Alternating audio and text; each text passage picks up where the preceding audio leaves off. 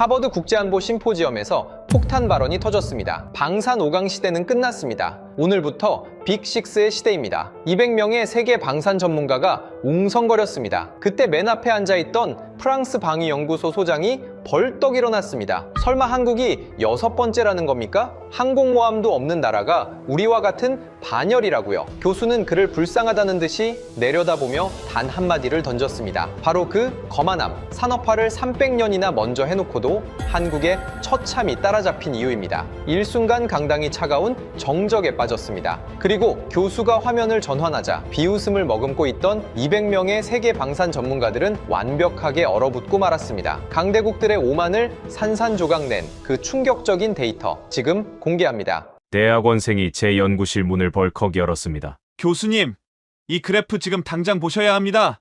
한국발 방산 수출 곡선이 거의 수직이었습니다. 계약 상대국을 봤습니다. 폴란드, 사우디, 노르웨이, 호주, 나토 핵심 회원국과 중동 산유국이 줄을 서서 한국 무기를 사고 있었습니다. 저는 코웃음을 쳤습니다. 우크라이나 특수야. 급하니까 닥치는 대로 산 거지. 학생이 화면에 한 줄을 가리켰습니다. 사우디아라비아, 천국 미사일 방어 체계, 32억 달러. 저는 손가락이 멈췄습니다. 32억 달러요? 중동의 하늘은 반세기 동안 미국 패트리엇, 아니면 러시아 S-400 이 두 체계만 존재했습니다. 그런데 사우디가 둘 다 제치고 한국을 골랐다고요? 교수님, 이건 우크라이나랑 아무 관계 없습니다.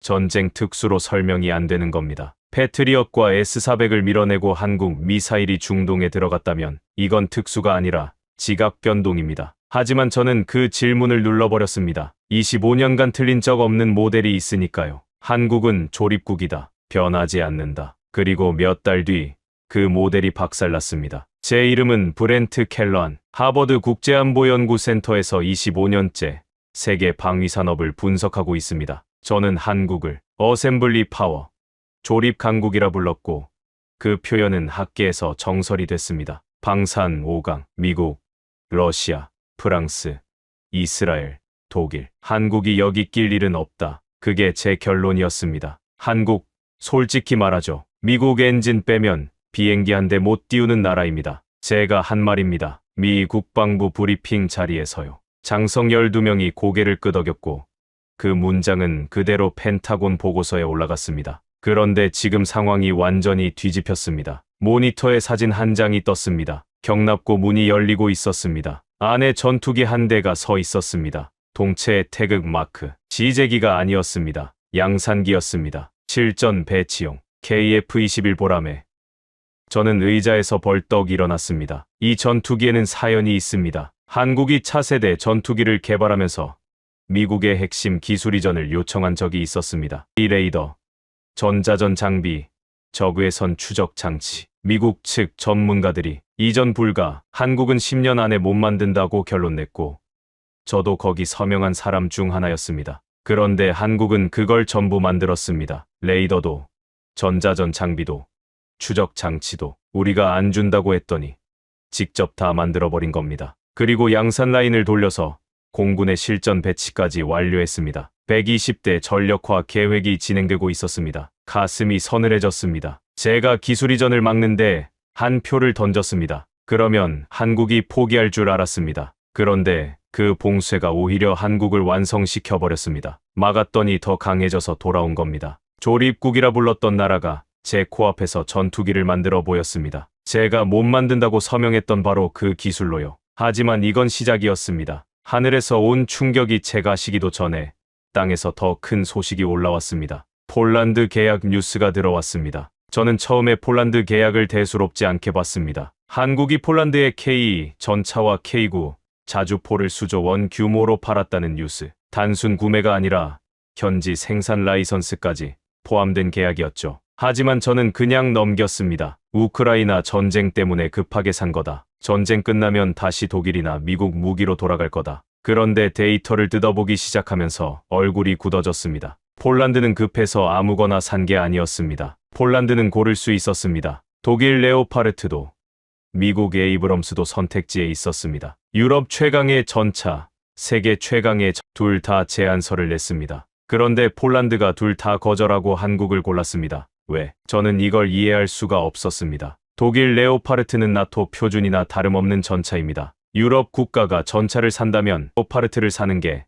당연한 순서입니다. 미국 에이브럼스는 걸프전에서 이라크 기갑부대를 증발시킨 전차입니다. 이 두 개를 놔두고 왜 한국입니까? 답을 찾은 건 국제방산 포럼에서였습니다. 거기서 폴란드 육군 소장 마르친 코발스키를 만났습니다. 폴란드의 K 도입 실무를 총괄한 사람이었죠. 저는 단도직입적으로 물었습니다. 소장님, 솔직히 알려주십시오. 레오파르트와 에이브럼스를 제치고 한국을 고른 진짜 이유가 뭡니까? 코발스키가 저를 똑바로 쳐다보며 말했습니다. 켈러한 교수, 독일에게 물어봤습니다. 언제 줄 수 있냐고. 독일이 뭐라고 했는지 아십니까? 기다려라. 그게 답이었습니다. 코발스키는 웃지 않았습니다. 헝가리가 독일 레오파르트를 주문한 게 몇 년 전인지 아십니까? 아직도 인도가 안 됐습니다. 나토 동맹국한테요. 미국에도 물어봤습니다. 미국은 줄 수 있다고 했습니다. 대신 조건이 있다고 했죠. 기술 이전은 안 된다. 현지 생산도 안 된다. 우리 것을 사서 우리 방식대로 쓰라. 그래서 한국에 물어봤습니까? 한국은 한마디만 했습니다. 언제 필요합니까? 저는 잠시 아무 말도 못했습니다. 그리고 한국은 약속한 날짜에 정확히 인도했습니다. 몇 달 만에 첫 물량이 도착했습니다. 독일은 그 사이에도 헝가리 전차를 만들지 못하고 있었습니다. 코발스키는 거기서 멈추지 않았습니다. 교수님, 가장 중요한 건 이겁니다. 한국은 폴란드에서 K를 생산할 수 있게 해줬습니다. 기술을 넘기고 공장을 세우고 우리 노동자가 우리 땅에서 한국 전차를 만들 수 있게 한 겁니다. 독일과 미국은 이걸 절대 안 해줬습니다. 저는 커피잔을 내려놓았습니다. 손에 힘이 들어가지 않았습니다. 이건 단순히 가격 경쟁에서 이긴 게 아니었습니다. 한국은 무기를 파는 방식 자체를 바꿔버린 겁니다. 사라. 우리 조건대로. 그게 기존 5강의 방식이었습니다. 한국은 달랐습니다. 뭐가 필요합니까? 언제까지 드릴까요? 당신 나라에서 직접 만들 수 있게 해드릴까요? 이건 무기 장사가 아니었습니다. 방산 동맹의 새로운 모델이었습니다. 그리고 결과를 보십시오. 폴란드 국방부가 공식 발표를 냈습니다. K 전차는 폴란드에서 생산될 것이다. 독일이 반세기 동안 유럽 전차 시장의 절대 강자였습니다. 레오파르트는 나토의 상징이었습니다. 그 독일이 자기 뒷마당인 동유럽에서 한국에 밀려난 겁니다. 그것도 독일이 가장 자부심을 가진 전차 분야에서요. 저는 연구실로 돌아와서 한참 모니터를 들여다봤습니다. 제 데이터베이스에 폴란드 계약 내역이 정리되어 있었습니다. 금액, 수량, 납기일, 기술 이전 조건, 숫자 하나하나가 제 분석 모델에 금이 가게 만들고 있었습니다. 우크라이나 특수라고요? 독일 레오파르트와 미국 에이브럼스를 제안받고도 한국을 고른 건 급해서 아무거나 산 것이 아닙니다. 의도적으로 비교 검토 끝에 한국을 택한 겁니다. 공군에서 전투기로 첫 번째 충격을 받았습니다. 육군에서 전차로 두 번째 충격을 받았습니다. 여기까지는 솔직히 이렇게 정리하려 했습니다. 전투기는 틈새 시장이고 전차는 유럽의 특수한 상황이라고 두 번까지는 억지로 설명을 붙일 수 있었습니다. 하지만 세 번째는 어떤 변명으로도 막을 수가 없었습니다. 미국과 러시아가 반세기 동안 양분해온 시장, 중동, 그 한가운데로 한국이 걸어 들어가고 있었습니다. 그것도 미사일을 들고요. 미사일. 이건 제가 가장 늦게 알아챈 영역이었습니다. 전투기와 전차는 뉴스에 나옵니다. 크고 시끄럽고 화면에 잘 잡히니까요. 하지만 미사일 방어 체계는 조용합니다. 계약이 성사돼도 언론에 크게 안 뜹니다. 그래서 저도 놓쳤습니다. 놓치지 말았어야 했습니다. 제 대학원생이 또 연구실에 왔습니다. 이번에는 문을 두드리지도 않았습니다. 그냥 들어와서 노트북을 펼쳤습니다. 교수님, 계약 목록입니다. 화면에 뜬 내용을 보고 저는 안경을 벗었습니다. 사우디아라비아, 천국 미사일 방어 체계 10개 포대, 32억 달러, 아랍에미리트, 대형 계약 체결, 이라크, 28억 달러 규모 미사일 시스템 수출, 사우디, 아랍에미리트, 이라크. 이 세 나라가 동시에 한국 미사일을 산 겁니다. 제가 왜 안경을 벗었는지 설명하겠습니다. 중동 방공 시장이라는 건 반세기 동안 딱 두 개의 이름으로만 돌아갔습니다. 미국 패트리엇, 러시아 S-400점. 다른 선택지는 존재하지 않았습니다. 이건 시장 점유율의 문제가 아닙니다. 중동의 안보 구조 자체가 이 두 체계를 축으로 세워져 있었습니다. 패트리엇을 사면 미국 편, S-400을 사면 러시아 편. 그게 중동의 룰이었습니다. 그런데 한국이 세 번째 선택지를 들고 나타난 겁니다. 저는 이걸 직접 확인하고 싶었습니다. 마침 중동 안보 포럼에 참석할 일이 있었고 거기서 국방조달청 차관 타리크 알만수리를 만났습니다. 천궁 계약의 실무를 총괄한 사람이었습니다. 저는 물었습니다. 차관님, 패트리엇이 있었습니다. S400도 있었습니다. 왜 한국이었습니까? 알만수리가 커피잔을 내려놓으며 말했습니다. 켈러한 교수, 우리는 패트리엇을 원했습니다. 처음에는요. 미국에 요청했습니다. 미국이 뭐라고 했는지 아십니까? 뭐라고 했습니까? 조건이 너무 많았습니다. 이건 안 되고 저건 안 되고 운용 방식도 미국이 정해주겠다. 우리 하늘인데 우리 맘대로 못 쓰는 방공망을 왜 삽니까? 저는 고개를 끄덕였습니다. 사실 패트리엇의 판매 조건이 까다롭다는 건 업계에서 공공연한 이야기였습니다. S400은요. 알만수리가 고개를 저었습니다. 정치적으로 불가능합니다. S400을 사는 순간 미국과의 관계가 끝납니다. 터키가 S400을 샀다가 F-35 프로그램에서 쫓겨난 거 아시지 않습니까? 그래서 한국을 찾은 겁니까? 한국이 먼저 왔습니다. 알만수리가 저를 똑바로 쳐다봤습니다. 한국은 물었습니다. 어떤 위협에 대비하고 싶으냐고, 어떤 환경에서 운용할 거냐고, 사막 기후에 맞게 조정해 줄 수 있다고, 현지 정비 능력까지 이전하겠다고, 패트리엇은 우리한테 사라고 했습니다. 한국은 우리한테 뭐가 필요하냐고 물었습니다. 폴란드에서 들은 말과 똑같았습니다. 독일은 기다려라. 미국은 우리 조건대로 해라. 한국은 뭐가 필요합니까? 이 패턴이 반복되고 있었습니다. 우연이 아니었습니다. 사우디에 32억 달러, 이라크에 28억 달러, 아랍에미리트의 대형 계약. 이게 전부 같은 시기에 터진 겁니다. 한국 미사일이 미국과 러시아가 반세기 동안 양분하던 시장의 한가운데를 뚫고 들어간 겁니다. 하지만 천국만이 아니었습니다. 제가 미사일 쪽 데이터를 더 파고들면서 발견한 게 하나 더 있었습니다. 현무 시리즈. 천궁이 방어용 미사일이라면 현무는 공격용입니다. 적의 핵심 시설을 타격하는 전략 미사일이죠. 저는 현무의 스펙 수치를 보고 솔직히 의심부터 했습니다. 탄두 중량 2톤, 최대 3톤급까지 개발 중. 이 수준이면 중거리 전략 타격 능력입니다. 한국이 언제 이걸 만들었습니까? KT-1 훈련기 만들던 나라가 지금 전략 미사일을 보유하고 있다고요? 학교에서 동료 교수 하나가 웃으면서 말했습니다. 브렌트, 너 아직도 그 논문 제목 안 바꿨어. 네가 조립국이라고 부르던 나라가 지금 미사일 수출국 반열에 올라 있는데? 저는 웃지 못했습니다. 웃을 수가 없었습니다. 그때 제가 깨달은 게 있었습니다. 제가 놓친 건 수출 실적이 아니었습니다. 체계의 층이었습니다. 한국은 천궁으로 시장에 들어왔고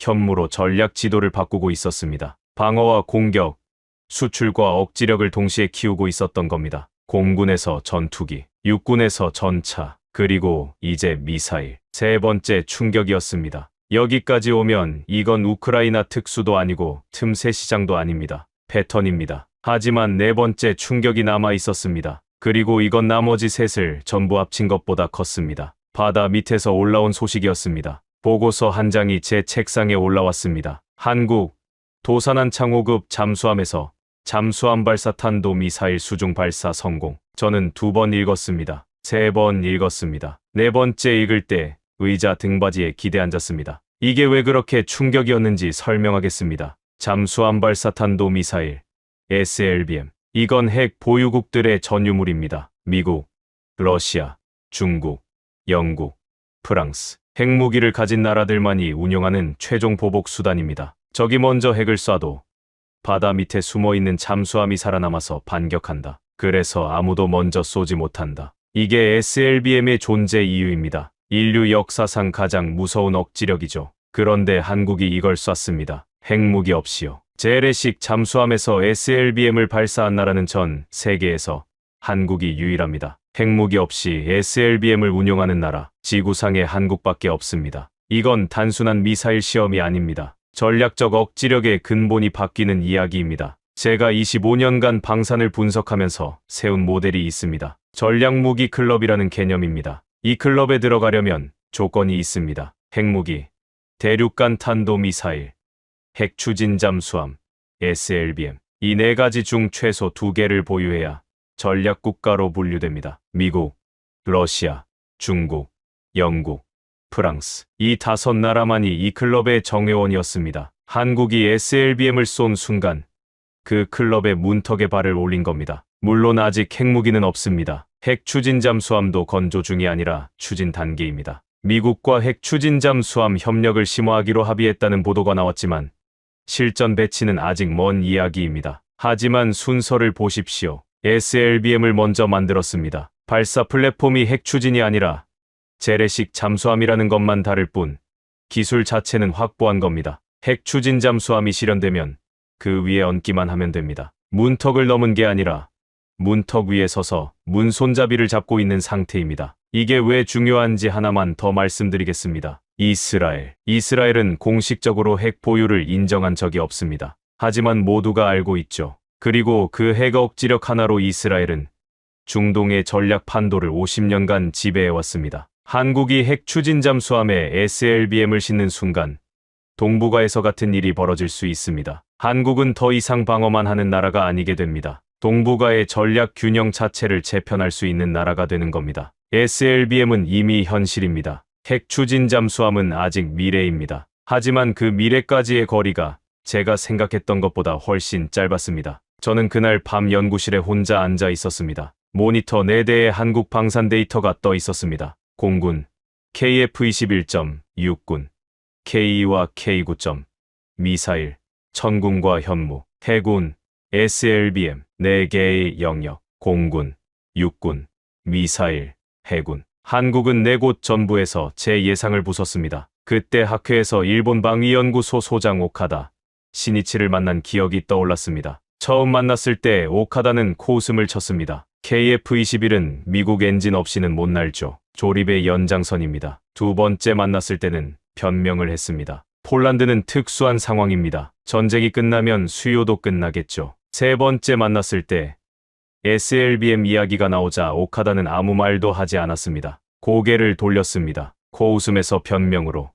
변명에서 침묵으로 그 변화가 모든 걸 말해주고 있었습니다. 저도 결심해야 할 때가 됐습니다. 25년간 단 한 번도 바꾸지 않았던 논문 제목, 글로벌 디펜스 빅5, 그 숫자를 바꿔야 할 때가 온 겁니다. 연구실, 새벽 2시, 모니터 불빛만 얼굴을 비추고 있었습니다. 저는 논문 파일을 열었습니다. 제목이 화면 위에 떠 있었습니다. 글로벌 디펜스 빅5 세계 방산 시장의 구조적 분석. 25년간 제 커리어를 대표하는 논문이었습니다. 학계에서 수백 번 인용됐고 펜타곤과 나토 브리핑에 올라갔고 세계 방산 분석의 기본 틀로 쓰여온 논문이었습니다. 커서를 제목 위에 올렸습니다. 5에 커서를 놓았습니다. 지우기 버튼을 누르는데 3초가 걸렸습니다. 하지만 그 3초를 결심하는데 2년이 걸렸습니다. 5를 지우고 6를 입력했습니다. 글로벌 디펜스 빅6. 저장을 누른 뒤 한참 동안 화면을 들여다봤습니다. 25년간 한 번도 바꾸지 않았던 숫자가 바뀌어 있었습니다. 이상한 기분이었습니다. 패배감은 아니었습니다. 오히려 비가 개고 나서 눈이 한쪽 벗겨진 느낌이랄까요. 25년간 제 시야를 가리고 있던 뭔가가 떨어져 나간 느낌이었습니다. 다음 날 연구센터에서 동료 교수 3명과 점심을 먹었습니다. 소문이 이미 돌고 있었습니다. 브렌트, 논문 제목을 바꿨다며? 바꿨습니다. 빅6. 6번째가 어디야? 저는 포크를 내려놓고 대답했습니다. 25년 전에는 미국 엔진 없이 비행기도 못 띄우던 나라입니다. 지금은 전투기, 전차, 미사일, 잠수함을 전부 자체 설계하고 있고 전부 수출하고 있습니다. 테이블이 조용해졌습니다. 공군에서 미국의 기술 봉쇄를 뚫었습니다. 저도 전자전 장비도 추적 장치도 전부 직접 만들어서 양산기에 넣었습니다. 육군에서는 독일 레오파르트와 미국 에이브럼스를 제치고 나토 핵심 회원국의 선택을 받았습니다. 미사일에서는 미국 패트리엇과 러시아 S-400이 반세기 동안 양분하던 중동 시장에 끼어들었습니다. 사우디 32억 달러, 이라크 28억 달러. 해군에서는 재래식 잠수함으로 SLBM을 쏴서 전략무기 클럽의 문턱에 올라섰습니다. 핵무기 없이 SLBM을 운용하는 나라는 지구상에 이 나라 하나뿐입니다. 동료 하나가 물었습니다. 그래서 그 나라가 어디야? 대한민국입니다. 아무도 웃지 않았습니다. 제가 농담하는 게 아니라는 걸 알았으니까요. 육해공 전 영역에서 동시에 이런 도약을 보여준 나라는 21세기 들어 한국이 유일합니다. 저는 숫자를 보여줬습니다. 스톡홀름 국제평화연구소 기준. 한국은 세계 12 주요 무기 수출국입니다. 미국 무역청 기준으로는 8위. 순위 자체보다 중요한 건 속도입니다. 이 속도로 육해공 동시에 올라온 나라는 지난 50년간 없었습니다. 한국 방산 성장의 원동력도 설명했습니다. 국가 주도의 연구 개발, 높은 국내 수요, 자동화된 생산 기반, 빠른 납기, 그리고 기술 이전 패키지. 이 5가지가 맞물려서 기존 5강이 수십 년 걸린 것을 한국은 10년, 20년 안에 해치우고 있었습니다. 동료 하나가 고개를 저으며 말했습니다. 그래도 빅6라는 건 좀 과한 거 아니야? 한국은 아직 엔진도 못 만드는데. 저는 기다렸다는 듯이 대답했습니다. 30년 전에는 레이더도 남의 것이었습니다. 전자전 장비도 남의 것이었습니다. 미사일도 남의 것이었습니다. 지금은 전부 자기 것입니다. 엔진이 다음 계단이라는 걸 모르겠습니까? 그리고 하나 더 덧붙였습니다. 엔진 없이도 120대 양산하고 수조 원 수출 계약을 따내고 중동에서 러브콜을 받고 있습니다. 엔진까지 만들면 어떻게 될 것 같습니까? 테이블이 다시 조용해졌습니다. 그날 오후 웨슬리 피어스한테서 메일이 왔습니다. 브렌트, 빅6라니. 너무 나간 거 아니야? 한국은 아직 조립 수출국이야. 저는 그 메일을 읽고 한참을 웃었습니다. 5년 전에 제가 보낸 메일 같았거든요. 한 글자 한 글자가 과거의 저였습니다. 피어스에게 답장을 써야 했습니다. 하지만 메일로는 안 될 것 같았습니다. 직접 만나서 이야기해야 할 내용이었습니다. 숫자나 순위가 아니라 이 모든 도약의 밑바닥에 깔린 하나의 패턴에 대해서요. 기술을 막으면 어떻게 되는가? 한국이 보여준 답은 제 상식을 완전히 뒤집는 것이었습니다. 피어스를 만나기 전에 먼저 정리해야 할 게 있었습니다. 제 머릿속에서 계속 맴도는 하나의 질문. 어떻게, 한국은 대체 어떻게 이걸 해낸 겁니까? 전투기, 전차, 미사일, 잠수함. 내 영역 전부에서 동시에 도약한 나라. 21세기 들어 한국이 유일하다고 제가 말했습니다. 그런데 그게 우연입니까? 운이 좋았던 겁니까? 아닙니다. 데이터를 뜯어보니 내 영역 전부에서 같은 패턴이 반복되고 있었습니다. 기술을 요청한다. 거부당한다. 스스로 만든다. 만든 걸 수출한다. 이 4단계가 정확히 반복됩니다. KF-21을 보십시오. 한국이 미국의 레이더와 전자전 장비 기술 이전을 요청했습니다. 미국이 거부했습니다. 한국이 직접 만들었습니다. 그리고 지금 그 전투기를 수출하려 하고 있습니다. 인도네시아가 첫 번째 수출 고객이 될 가능성이 가장 높습니다. 이 인도네시아 이야기에도 재미있는 사연이 있습니다. KF-21은 원래 인도네시아와 공동 개발 프로젝트였습니다. 그런데 인도네시아가 개발 분담금 문제로 몇 년간 갈등을 빚었습니다. 축소하겠다. 빠지겠다. 말이 많았죠. 한국은 흔들리지 않고 혼자서 개발을 밀고 나갔습니다. 결과가 나오니까 어떻게 됐습니까? 분담금 갈등을 일으켰던 그 나라가 이제 첫 번째 수출 고객으로 돌아오려 하고 있습니다. 참고로 한국의 초음속 훈련기 T-50도 첫 수출국이 이하였습니다. 역사가 반복되고 있는 겁니다. 전차도 같은 패턴입니다. 한국은 처음에 미국과 독일의 기술을 도입해서 전차를 만들었습니다. 조립국이라는 제 평가가 틀리지 않았던 시절이 있었습니다. 하지만 한국은 거기서 멈추지 않았습니다. K1에서 K1A1으로, K1A1에서 K2로 한 단계씩 기술을 쌓아 올렸습니다. 지금 K 흑표는 세계 어떤 전차와 비교해도 밀리지 않는 성능을 갖고 있고 폴란드가 자국 영토에서 생산하겠다고 나선 겁니다. 항공 분야는 더 극적입니다. 한국의 항공산업은 계단을 올라왔습니다. 한 칸씩. 절대 건너뛰지 않았습니다. 첫 번째 계단, KT-1 기본 훈련기. 두 번째 계단, T-50 초음속 훈련기. 세 번째 계단, FA-50 경공격기. 네 번째 계단, 수리온 헬기. 그리고 다섯 번째 계단이 KF-21입니다. 20년에 걸친 계단을 한 칸씩 올라온 겁니다. 그리고 FA-50은 지금 전 세계에서 가장 많이 팔린 경공격기이자 훈련기 중 하나입니다. 세계 베스트셀러입니다. 한 단계씩 올라가면서 매번 같은 일이 벌어졌습니다. 핵심 기술을 달라고 합니다. 안 준다고 합니다. 그러면 직접 만듭니다. 만들고 나면 그걸 수출합니다. 그리고 이건 무기만의 이야기가 아닙니다. 한국이 무기를 파는 방식 자체가 기존 5강과 달랐습니다. 미국과 유럽은 무기를 팔 때 이렇게 말합니다. 우리 무기를 사라. 우리 조건대로 써라. 기술은 못 준다. 현지 생산도 안 된다. 한국은 이렇게 말합니다. 뭐가 필요합니까?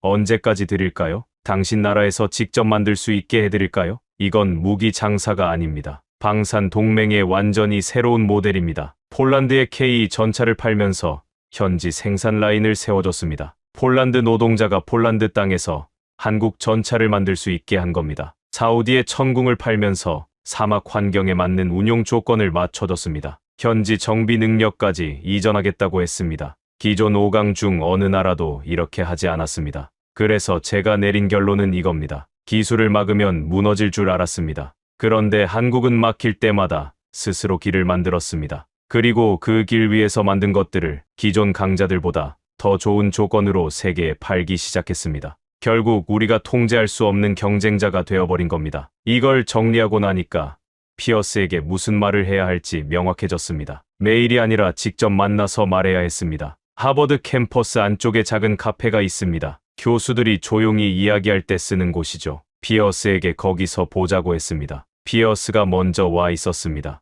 커피를 2잔 시켜놓고 있더군요. 25년 지기입니다. 서로의 커피 취향 정도는 알고 있습니다. 앉자마자 피어스가 입을 열었습니다. 브렌트, 솔직히 말하자. 너 한국 정부한테 자물쇠 받는 거 아니야? 예상했던 말이었습니다. 학자가 갑자기 입장을 바꾸면 가장 먼저 돌아오는 의심이죠. 웨슬리, 5년 전에 나도 네가 한 말 똑같이 했을 거야. 한국이 조립국이라고, 틈새 시장이라고, 특수가 끝나면 돌아간다고. 피어스가 커피를 한 모금 마시며 말했습니다. 그래, 맞아. 그래서 네가 왜 바뀐 건지 모르겠다는 거야. 데이터가 바뀌었으니까. 데이터. 피어스가 눈썹을 치켜 올렸습니다. KF-21 엔진은 미국산이야. K 파워팩도 독일 MTU 기반이고 핵심이 빠진 거 아닌가? 저는 커피잔을 내려놓았습니다. 이 반론도 예상했습니다. 아니, 정확히 말하면 이건 2년 전에 제가 했을 반론이었습니다. 맞아. 엔진은 아직이야. 피어스의 얼굴에 안도감이 스치는 게 보였습니다. 그래, 봐라. 역시 한국은 아직 멀었지. 하지만 30년 전에는 레이더도 남의 것이었어. 전자전 장비도 남의 것이었어. 미사일도 남의 것이었어. SLBM도 남의 것이었어. 지금은 전부 자기 것이야. 피어스의 표정이 굳었습니다. 이 나라가 한 단계씩 계단을 올라온 거야. 웨슬리. KT1에서 시작해서 T50, FA50 수리온을 거쳐서 KF21까지 20년 걸렸어. 하지만 한 칸도 건너뛰지 않았어. 그리고 매번 같은 패턴이야. 기술을 달라고 한다. 안 준다고 한다. 그러면 직접 만든다. 만들고 나면 수출한다. 버스가 아무 말 없이 듣고 있었습니다. 엔진이 다음 계단이라는 걸 정말 모르겠어. 레이더를 만들기 전에도 사람들이 똑같은 말을 했어. 한국은 못 만든다고. 10년 안에 불가능하다고. 나도 거기 서명한 사람 중 하나야. 그래서 결과가 어떻게 됐는데? 다 만들었지. 그것도 전부. 저는 잠시 말을 멈추고 피어스를 봤습니다. 그리고 하나 더. 엔진 없이도 120대 양산하고 수조 원 수출 계약을 따내고 중동에서 러브콜을 받고 있어. 사우디가 32억 달러어치 미사일을 산 게 엔진 때문이 아니야. 폴란드가 레오파르트 대신 K를 고른 게 엔진 때문이 아니야. 엔진까지 만들면 어떻게 될 것 같아? 피어스가 커피잔을 내려놓았습니다. 한참 동안 아무 말이 없었습니다. 저는 한마디를 더 했습니다. 이건 데이터나 숫자가 아니라 제가 2년 동안 느낀 것이었습니다. 웨슬리, 우리가 한국을 과소평가한 건 한국이 약해서가 아니야. 피어스가 눈을 들었습니다. 우리가 익숙한 세계가 바뀌고 있다는 걸 인정하기 싫었던 거야. 방산 5강은 50년간 안 변했어. 그 안정적인 구도가 깨지는 게 불편했던 거지. 한국은 우리 허락 없이 강해졌어. 우리 기술 봉쇄를 뚫고 강해졌어. 그게 불편한 거야. 나도 그랬고 너도 그런 거야. 피어스는 오랫동안 창밖을 봤습니다. 하버드 야드에 학생들이 걸어다니고 있었습니다. 내 논문 제목 뭐라고 바꿨다고? 빅6. 피어스가 고개를 천천히 저었습니다. 완전히 인정하는 표정은 아니었습니다. 하지만 더 이상 반박도 하지 않았습니다. 커피를 마저 마시고 자리에서 일어났습니다. 등을 보이며 걸어가면서 한마디 했습니다. 논문 나오면 보내줘. 저는 혼자 앉아서 빈 커피잔을 들여다봤습니다. 피어스가 언제 인정할지는 모릅니다. 하지만 데이터는 사람을 기다려주지 않습니다. 시장은 이미 움직이고 있습니다. 그리고 이제 이걸 세계 앞에서 말할 차례였습니다. 하버드 국제안보 심포지엄. 200명의 세계 방산 전문가가 모이는 자리. 거기서 빅6를 발표하기로 했습니다. 솔직히 긴장됐습니다. 피어스 한 명을 설득하는 것과 세계 전문가 200명 앞에서 선언하는 것은 차원이 다른 문제니까요. 특히 그 자리에는 일본, 중국, 유럽 대표단도 앉아 있을 겁니다. 하지만 데이터는 명확했습니다. 제가 해야 할 일도 명확했습니다. 하버드 국제안보 심포지엄. 200명이 넘는 세계 방산 전문가, 각국 국방 관계자, 군 장성, 외교관이 모인 자리였습니다. 단상에 올라서니 앞줄부터 보였습니다. 미국 국방부 관계자들, 영국 왕립방산연구소 소장, 프랑스 방산수출청 대표, 중간쯤에 일본 방위연구소 소장 오카다, 시니치가 앉아 있었습니다. 눈이 마주쳤습니다. 오카다는 무표정했습니다. 뒤쪽에 중국 대표단이 노트북을 펼치고 있었고 유럽 각국 대표들이 자리를 잡고 있었습니다. 마이크를 잡았습니다. 손바닥에 땀이 차 있었습니다. 25년간 수백 번 발표를 했지만 이렇게 긴장된 적은 처음이었습니다. 제 커리어를 대표하는 분석틀을 제 손으로 부수는 발표였으니까요. 저는 25년간 세계 방위 산업을 분석해왔습니다. 강당이 조용해졌습니다. 그리고 25년간 한 번도 바꾸지 않았던 결론이 있었습니다. 방산 5강, 미국, 러시아, 프랑스, 이스라엘, 독일. 이 구도는 변하지 않는다. 저는 그렇게 믿었습니다. 잠시 멈추고 청중을 둘러봤습니다. 틀렸습니다. 강당에 작은 웅성거림이 퍼졌습니다. 한 나라가 있습니다. 25년 전에는 미국 엔진 없이 전투기도 못 띄우던 나라입니다. 저는 그 나라를 조립 강국이라 불렀습니다. 펜타곤 보고서에도 그렇게 올렸습니다. 화면을 전환했습니다. KF-21 양산기 사진이 나타났습니다. 그 나라가 지금 이걸 만들고 있습니다. AESA 레이더, 전자전 장비, 적외선 추적 장치. 미국이 기술 이전을 거부한 핵심 체계를 전부 자체 개발해서 양산기에 넣었습니다. 120대 전력화 계획이 진행 중입니다. 화면이 바뀌었습니다. 폴란드에서 K 전차가 내려지는 사진. 독일 레오파르트와 미국 에이브럼스를 제안받고도 그 나라를 선택한 나토 회원국이 있습니다. 폴란드입니다. 빠른 납기, 기술 이전, 현지 생산. 기존 5강 중 어느 나라도 이 조건을 맞추지 못했습니다. 다시 화면이 바뀌었습니다. 중동 지도 위에 천궁 계약국이 표시됐습니다. 미국 패트리엇과 러시아 S-400이 반세기 동안 양분하던 중동 방공 시장에 세 번째 선택지가 나타났습니다. 사우디 32억 달러, 이라크 28억 달러, 아랍에미리트 대형 계약, 전부 그 나라입니다. 마지막 화면, 도산한 창호급 잠수함이 바다 위에 떠 있는 사진. 그리고 이 나라는 재래식 잠수함에서 SLBM을 쏘는 데 성공했습니다. 핵무기 없이 SLBM을 운용하는 나라는 지구상에 이 나라뿐입니다. 저는 화면을 끄고 청중을 바라봤습니다. 공군에서 미국의 기술 봉쇄를 뚫었습니다. 육군에서 독일의 자부심을 꺾었습니다. 미사일에서 미국과 러시아 사이에 끼어들었습니다. 해군에서 전략무기 클럽의 문턱에 올라섰습니다. 육해공 전 영역에서 동시에 이런 도약을 보인 나라는 21세기 들어 이 나라가 유일합니다. 200명의 시선이 저를 향하고 있었습니다. 기술을 막으면 무너질 줄 알았습니다. 저도 그렇게 생각한 사람 중 하나였습니다. 기술 이전 거부에 서명까지 했습니다. 그런데 그 나라는 막힐 때마다 스스로 길을 만들었고 결국 우리가 통제할 수 없는 경쟁자가 되었습니다. 마이크를 잠시 내리고 숨을 고른 뒤 다시 올렸습니다.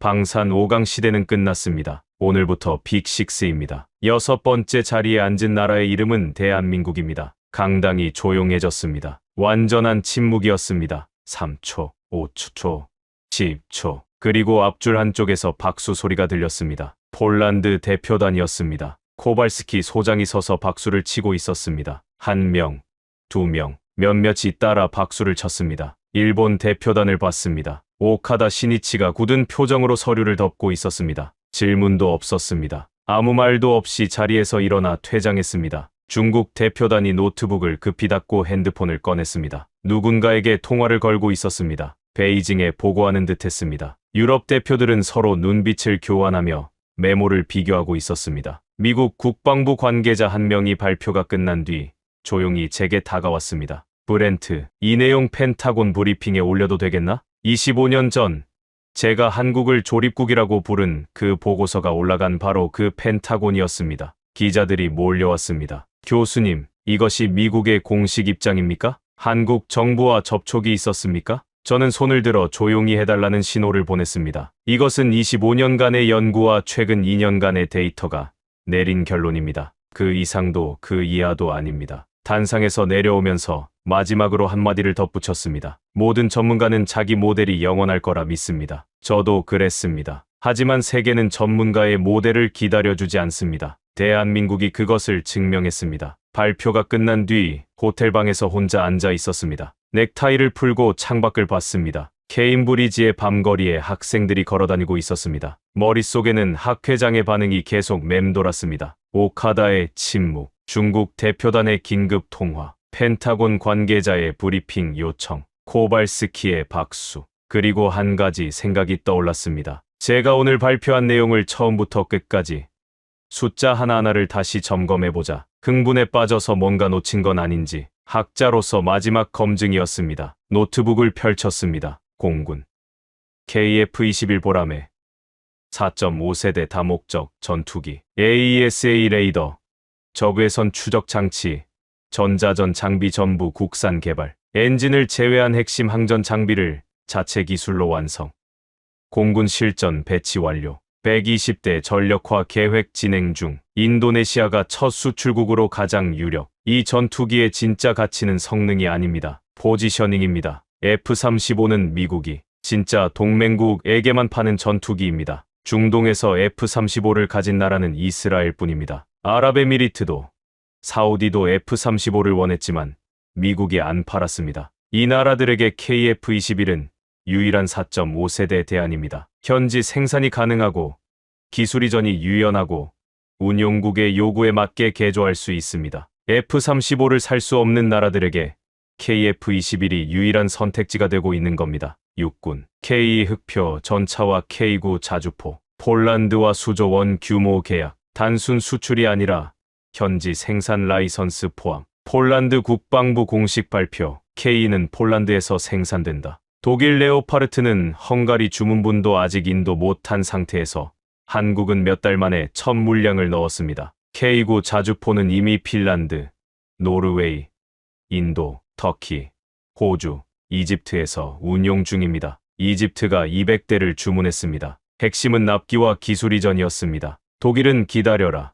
미국은 우리 조건대로 해라. 한국은 언제 필요합니까? 이 차이가 유럽의 공급 공백을 한국이 메우는 결과를 만들었습니다. 천궁과 현무, 천궁 미사일 방어 체계, 사우디 32억 달러, 10개 포대, 이라크 28억 달러 미사일 시스템, 아랍에미리트 대형 계약, 패트리엇과 S-400이 반세기 동안 양분하던 중동 방공 시장에 한국이 세 번째 축으로 들어갔습니다. 천궁은 수출 상품입니다. 현무는 다릅니다. 현무는 억지력입니다. 탄두 중량 2톤, 최대 3톤급까지 개발 중, 중거리 전략 타격 능력입니다. 천궁으로 시장에 들어가고 현무로 전략 지도를 바꾸고 있습니다. 방어와 공격을 동시에 키우는 구조입니다. 해군, 도산한 창호급 잠수함과 SLBM, 재래식 잠수함에서 SLBM 수중 발사 성공, 핵무기 없이 SLBM을 운용하는 나라는 세계에서 한국이 유일합니다. 핵 추진 잠수함은 미국과 협력 심화 단계. 아직 실전 배치는 아니지만 SLBM이라는 가장 어려운 기술은 이미 확보했습니다. SLBM은 현실, 핵 추진 잠수함은 미래. 하지만 현실이 미래보다 어려운 부분을 이미 해결한 상태입니다. 종합. 스톡홀름 국제평화연구소 기준 세계 12 주요 무기 수출국. 미국 무역청 기준 8위. 순위보다 중요한 건 속도입니다. 한국 방산 성장의 동력은 국가 주도 연구 개발, 높은 국내 수요, 자동화, 생산 기반, 빠른 납기, 기술 이전 패키지. 이 5가지가 맞물려서 기존 5강이 수십 년 걸린 것을 한국은 20년 안에 해냈습니다. 한 가지 빠진 게 있다면 엔진입니다. 전투기 엔진과 전차 파워팩의 핵심 부분은 아직 외국 기술에 의존하고 있습니다. 이건 팩트입니다. 하지만 30년 전에는 레이더도, 전자전 장비도, 미사일도, SLBM도 남의 것이었습니다. 한국이 계단을 올라온 패턴을 보면 엔진이 마지막 계단이 아니라 다음 계단이라는 걸 알 수 있습니다. 노트북을 닫았습니다. 숫자를 다시 봐도 결론은 같았습니다. 틀린 게 없었습니다. 한국은 기술을 막으면 포기할 줄 알았던 나라였습니다. 막았더니 직접 만들었고, 만들었더니 수출했고, 수출했더니 기존 강자들의 시장을 가져가고 있었습니다. 조립국이라 불렀던 나라. 그 나라가 지금 세계 방산 지도를 다시 그리고 있습니다. 심포지엄이 끝나고 며칠 뒤 제 메일함이 터지기 시작했습니다. 가장 먼저 온 건 로이터 통신이었습니다. 빅6 발언에 대한 인터뷰를 요청합니다. 그 다음 파이낸셜 타임스, 그 다음 제인스 디펜스. 하루에 인터뷰 요청이 20건씩 쌓였습니다. 하지만 저를 가장 놀라게 한 건 언론이 아니었습니다. 발표 다음 날 일본 방위성 산하 연구기관에서 긴급 보고서가 올라갔다는 정보가 들어왔습니다. 제목은 확인하지 못했지만 한국 방산 역량 재평가라는 내용이었다고 합니다. 오카다가 학회장에서 아무 말 없이 퇴장한 이유를 그제서야 이해했습니다. 반박할 데이터가 없었던 겁니다. 처음에는 코웃음을 쳤고, 두 번째에는 변명을 했고, 세 번째에는 침묵했던 사람이 네 번째에는 보고서를 쓰고 있었습니다. 중국 쪽 반응은 더 흥미로웠습니다. 학회장에서 노트북을 급히 닫고 전화를 걸던 그 대표단. 베이징에서 한국 방산 수출 동향을 추적하는 별도 태스크포스가 구성됐다는 이야기가 업계에 돌았습니다. 중국이 세계의 공장을 자처하면서도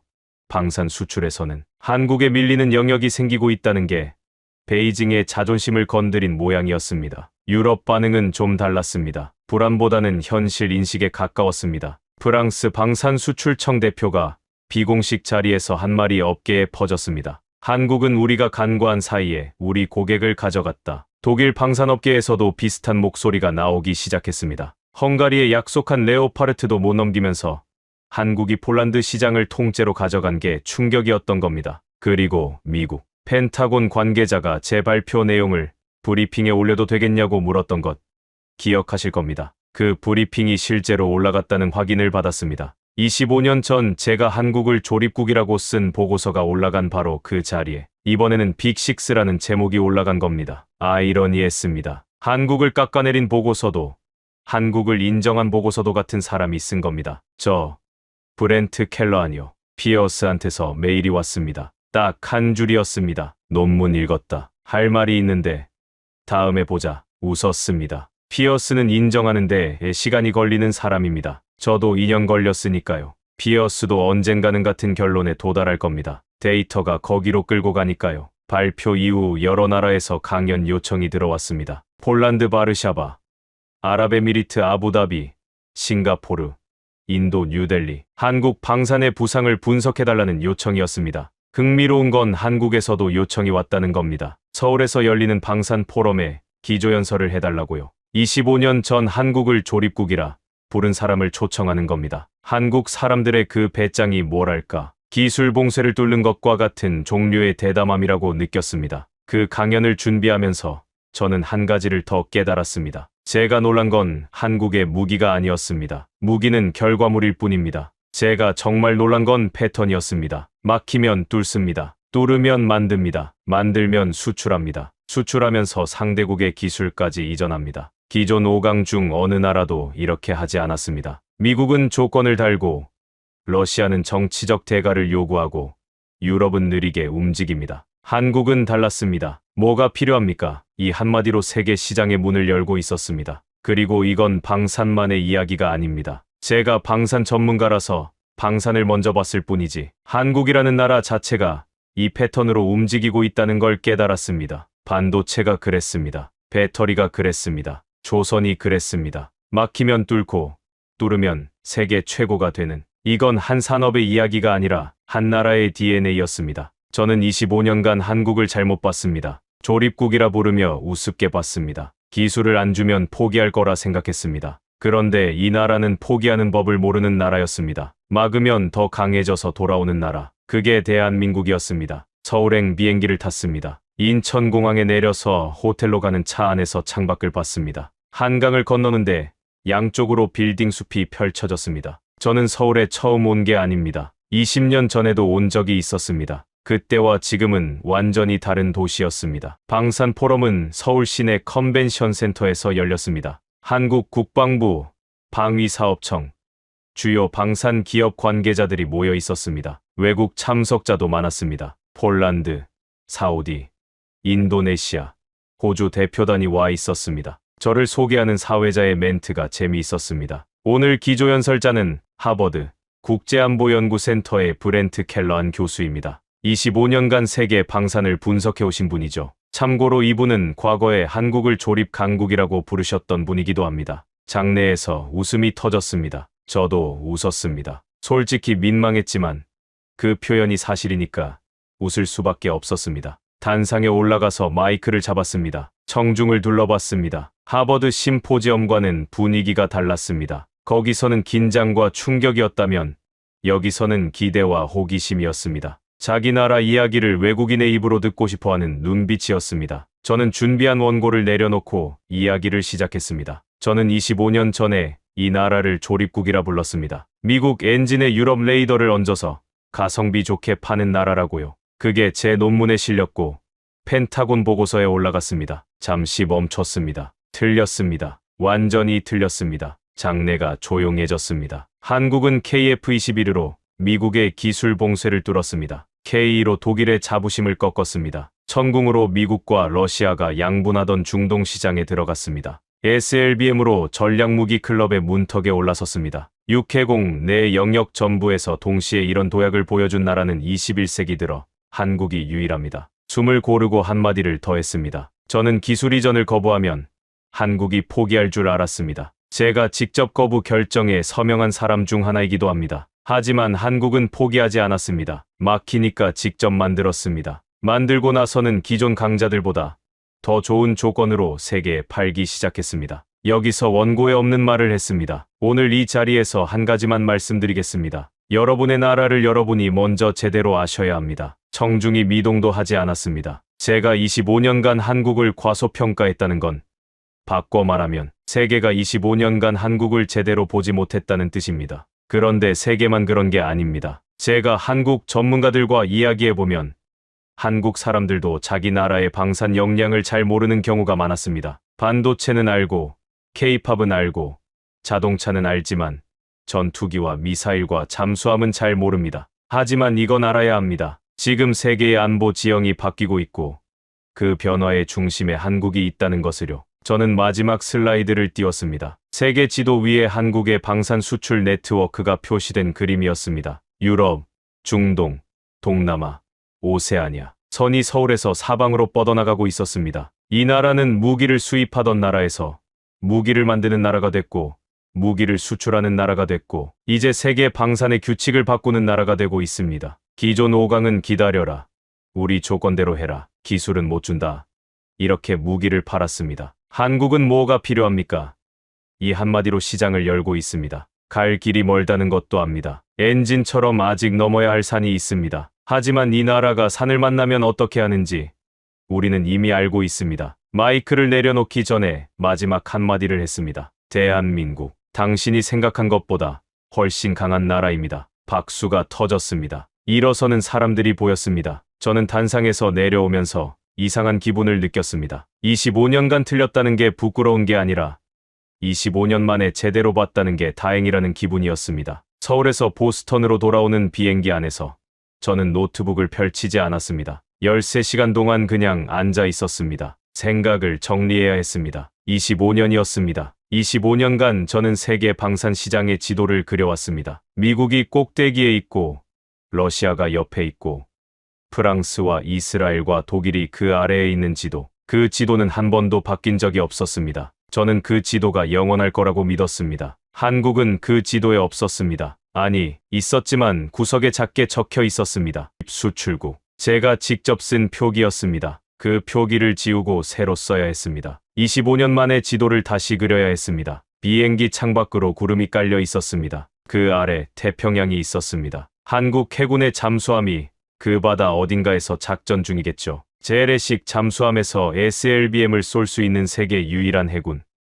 25년 전에 저에게 이 말을 하면 웃었을 겁니다. 정리해봤습니다. 제가 틀린 것과 맞은 것을요. 틀린 것. 한국은 조립국이라는 판단. 기술을 안 주면 포기할 거라는 예측. 우크라이나 특수가 끝나면 돌아갈 거라는 해석. 방산 5강 구도는 변하지 않는다는 확신. 전부 틀렸습니다. 맞은 것 하나도 없습니다. 25년 경력의 전문가가 한 나라에 대해 전부 틀렸다는 건 치욕적인 일입니다. 하지만 학자에게 더 치욕적인 건 틀린 걸 알면서도 인정하지 않는 겁니다. 저는 최소한 그 실수는 하지 않으려 합니다. 그리고 한 가지 더 말해야 할 게 있습니다. 제가 이 모든 과정에서 가장 깊이 느낀 것은 한국의 무기 성능이 아니었습니다. 한국이라는 나라의 성격이었습니다. 막으면 뚫습니다. 이건 기술력의 문제가 아닙니다. 성격의 문제입니다. 국가의 성격이라는 게 있다면 한국의 성격은 이겁니다. 막히면 돌아가는 게 아니라 뚫고 나갑니다. 레이더를 안 주면 레이더를 만듭니다. 전자전 장비를 안 주면 전자전 장비를 만듭니다. 미사일 기술을 안 주면 미사일을 만듭니다. 그리고 만든 것들을 세계 시장에 내놓습니다. 기존 강자들보다 더 빨리, 더 유연하게, 더 좋은 조건으로요. 이 패턴은 방산에서만 나타나는 게 아닙니다. 반도체에서도 같은 일이 벌어졌습니다. 일본이 소재를 끊었을 때 한국은 국산화로 대응했습니다. 배터리에서도, 조선에서도, 원자력에서도 같은 패턴이 반복됩니다. 막히면 뚫고, 뚫으면 세계 최고가 됩니다. 이건 한 산업의 이야기가 아닙니다. 한 나라의 DNA입니다. 보스턴에 도착해서 연구실로 돌아왔습니다. 책상 위에 피어스한테서 온 우편물이 놓여 있었습니다. 봉투를 열었습니다. 제 논문 프린트였습니다. 글로벌 디펜스 빅6. 여백에 피어스의 손글씨가 적혀 있었습니다. 6번째 자리가 맞는 것 같다. 하지만 이 속도면 오래 앉아 있지 않을 거야. 저는 한참 그 문장을 들여다봤습니다. 피어스가 인정한 겁니다. 그것도 한 발 더 나간 겁니다. 한국이 6번째에 머물지 않을 거라는 뜻이었으니까요. 창밖을 봤습니다. 하버드 야드에 저녁 해가 지고 있었습니다. 25년 전 저는 한국을 조립국이라 불렀습니다. 펜타곤 보고서에 그렇게 올렸습니다. 장성 12명이 고개를 끄덕였습니다. 25년 뒤 저는 한국을 방산 6강이라 불렀습니다. 같은 펜타곤에 그렇게 올렸습니다. 그리고 이번에는 제가 고개를 끄덕이고 있었습니다. 모든 전문가는 자기 모델이 영원할 거라 믿습니다. 저도 그랬습니다. 하지만 세계는 전문가의 모델을 기다려주지 않습니다. 대한민국이 그것을 증명했습니다. 이 이야기를 마무리하기 전에 한 가지만 더 말씀드리겠습니다. 서울방산 포럼이 끝나고 만찬장에서 한국의 방산 엔지니어 한 분을 만났습니다. 50대 중반쯤 되어 보이는 분이었습니다. 명찰에 한국항공우주산업이라고 적혀 있었습니다. KF-21을 만든 곳이었습니다. 저는 궁금했습니다. 직접 물어봤습니다. 미국이 기술 이전을 거부했을 때 솔직히 어떤 기분이었습니까? 그분이 소주잔을 내려놓고 잠시 생각하더니 말했습니다. 처음에는 막막했죠. 레이더를 한 번도 만들어 본 적이 없는데 만들라고 하니까요. 연구원들 중에 포기하자는 사람도 있었습니다. 그런데 안 포기하셨네요. 포기하면 영원히 남의 것을 사서 써야 합니다. 그건 더 싫었습니다. 저는 그 말을 듣고 한참 아무 말도 못했습니다. 포기하면 영원히 남의 것을 사서 써야 한다. 그건 더 싫다. 이게 한국이라는 나라의 목소리였습니다. 펜타곤 보고서에도, 스톡홀름 연구소 통계에도, 제 논문 어디에도 담기지 않는 목소리. 하지만 한국 방산의 진짜 원동력은 이 목소리였습니다. 그분이 한마디를 더 했습니다. 교수님, 저희는 아직 엔진을 못 만듭니다. 아시잖아요. 하지만 저희가 레이더를 처음 만들 때도 다들 못한다고 했습니다. 전자전 장비도 그랬고, 미사일도 그랬고, SLBM도 그랬습니다. 그분이 웃었습니다. 엔진도 만들 겁니다. 시간이 좀 걸리겠지만요. 저는 그 웃음을 보면서 피어스의 메모가 떠올랐습니다. 6번째 자리가 맞는 것 같다. 하지만 이 속도면 오래 앉아 있지 않을 거야. 피어스가 맞을지도 모릅니다. 한국이 계단을 올라온 속도를 보면 6번째에 머물나라는 아닙니다. KT 훈련기에서 시작해서 KF-21 전투기까지 한 단계도 건너뛰지 않았습니다. 20년에 걸친 계단을 한 칸씩 올라왔습니다. 그리고 매번 같은 말을 들었습니다. 못한다고, 불가능하다고, 10년은 걸린다고 매번 해냈습니다. 엔진이 다음 계단입니다. 그 계단도 올라갈 거라고 저는 생각합니다. 아니, 25년간 이 나라를 과소평가해온 제가 이번에는 과소평가하지 않겠습니다. 만찬장을 나서면서 그 엔지니어분이 제 등 뒤에서 말했습니다. 교수님, 다음에 오시면 엔진도 보여드릴 수 있을 겁니다. 저는 뒤돌아보지 않고 손을 들어 인사했습니다. 기다리겠습니다. 여러분, 지금까지 미국이 팔고 도망친 하늘을 한국이 되찾은 이야기를 함께 하셨습니다. 어떠셨습니까? 정리하겠습니다. 52억짜리 패트리어트는 3천만 원짜리 드론을 보지도 못했습니다. 17분 만에 무너졌습니다. 미국은 2000페이지짜리 면책 계약서를 던지고 떠났습니다. 유럽은 플러그를 뽑고 등을 돌렸습니다. 한국에서 날아온 건 5명이었습니다. 소주로 상처를 닦았습니다. 라면으로 배를 채웠습니다. 500도짜리 인두를 맨손으로 쥐고 두 나라의 사막에서 살을 태웠습니다. 호텔 키는 모래에 던졌습니다. 복귀 명령은 군화발로 밟아 부쉈습니다. 사우디를 살리고 쉬지도 못한 채 UAE로 날아가 두 번째 하늘까지 지켰습니다. 이란의 미사일은 단 한 발도 땅에 닿지 못했습니다. 돈으로 산 방패는 첫 번째 미사일에 무너졌습니다. 사람이 세운 방패는 끝까지 남았습니다. 이 이야기가 더 많은 분들께 전해져야 한다고 생각하신다면 지금 이 영상을 공유해 주십시오. 여러분의 공유 하나가 대한민국이 어떤 나라인지 세상에 알리는 일이 됩니다. 가슴이 뜨거워지셨다면 댓글에 대한민국 네 글자만 남겨주십시오. 오늘의 사연은 여기까지입니다. 오늘도 우리 구독자님들의 가정에 따뜻한 행복이 가득하시길 진심으로 바라겠습니다. 긴 영상 끝까지 시청해주셔서 정말 감사합니다. 내일 더 좋은 이야기로 찾아뵙겠습니다. 미국은 계약서를 던졌습니다. 한국은 사람을 보냈습니다.